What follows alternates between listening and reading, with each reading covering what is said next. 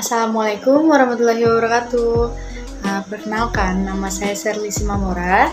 Saya dari jurusan Manajemen semester 3 Universitas Pelita Bangsa.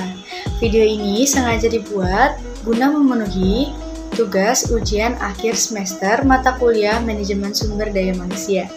Nah, kali ini saya akan membahas tentang controlling dalam Manajemen Sumber Daya Manusia. Nah, sebelumnya teman-teman udah pada tahu belum apa itu controlling? Kalau belum, tolong disimak ya. Nah, yang pertama kita langsung aja nih bahas ke pengertiannya dulu. Oke, pengertian controlling itu apa sih?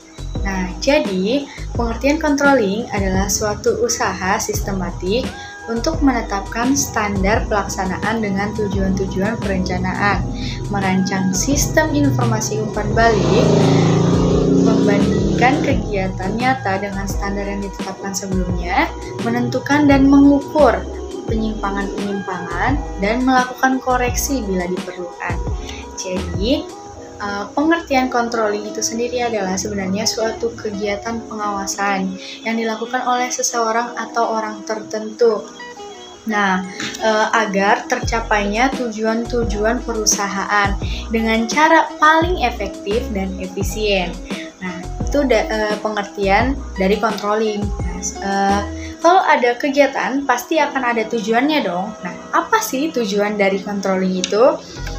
Jadi, tujuan itu ada 4 di sini. Yang pertama ada adaptasi lingkungan, terus selanjutnya ada meminimalkan kegagalan, meminimumkan biaya, dan mengantisipasi dari organisasi. Nah, yang pertama kita langsung bahas aja adaptasi lingkungannya ya. Jadi untuk adaptasi lingkungan ini maksudnya adalah agar perusahaan dapat terus beradaptasi dengan perubahan yang terjadi di lingkungan perusahaan. Nah, baik dari lingkungan internal maupun dari lingkungan eksternal.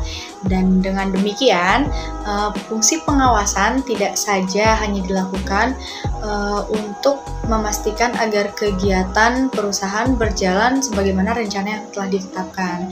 Akan tetapi juga agar kegiatan yang dijalankan sesuai dengan perubahan.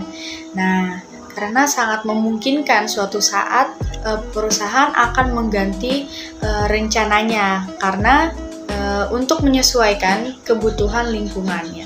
Nah, terus selanjutnya ada meminimumkan kegagalan. Nah, meminimumkan kegagalan itu maksudnya adalah ketika perusahaan melakukan kegiatan produksi nih, terus misalnya perusahaan berharap agar kegagalan seminimal mungkin. Nah, itu dia salah satu dari fungsi controlling itu sendiri. Nah, terus yang ketiga ada meminimumkan biaya.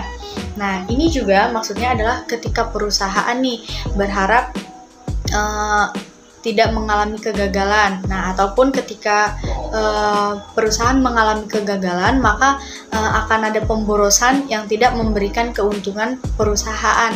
Nah, ini biar gimana caranya bisa ngerem. Nah, di sini dia tugasnya pengawasan atau si controlling. Nah, selanjutnya ada adaptasi kompleks organisasi. Nah, apa sih maksudnya? Kenapa bahasanya beda-beda nih? Kenapa bahasanya asing banget? Nah, jadi antisipasi kompleksitas organisasi itu maksudnya begini. Suatu perusahaan dapat mengantisipasi berbagai kegiatan organisasi yang kompleks. Nah, kompleksitas tersebut mulai dari pengelolaan produk, terus tenaga kerja, hingga berbagai prosedur yang terkait dengan manajemen organisasi. Nah, kalau misalkan udah ada pengertian, udah ada tujuan controlling, nah selanjutnya apa? Selanjutnya ada proses controlling. Nah, prosesnya di sini tuh ada 5 loh teman-teman. Yang pertama itu ada penetapan standar, selanjutnya kedua penentuan pengukuran pelaksanaan kegiatan. Yang ketiga ada pengukuran pelaksanaan kegiatan.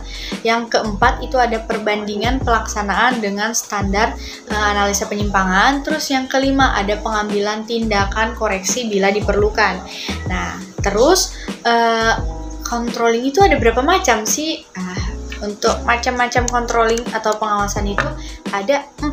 Nah, yang pertama itu ada pengawasan produksi, Terus yang kedua ada pengawasan persediaan, yang ketiga ada pengawasan kualitas, dan terakhir ada pengawasan ongkos. Nah, terus emang controlling itu penting ya, emang pengawasan itu diperlukan ya.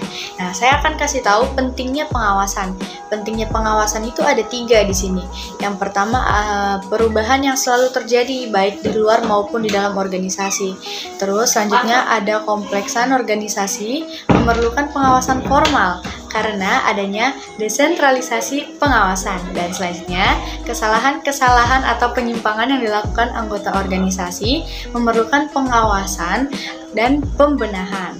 Nah, jadi kesimpulannya adalah kita bakal review juga sedikit lagi ke belakang, mulai dari pengertian. Jadi pengertiannya itu sebenarnya pengawasan manajemen itu adalah suatu usaha sistematik untuk menetapkan standar pelaksanaan dengan tujuan-tujuan perencanaan, merancang sistem informasi, umpan balik, membandingkan kegiatan nyata dengan standar yang telah ditetapkan sebelumnya, dan melakukan koreksi bila diperlukan. Nah, terus selanjutnya tujuan pengawasan itu juga perlu diingat ya teman-teman, tadi itu ada 4. Nah, apa aja? Ada adaptasi lingkungan, ada meminimalkan kegagalan, meminimumkan biaya, dan mengantisipasi dari organisasi.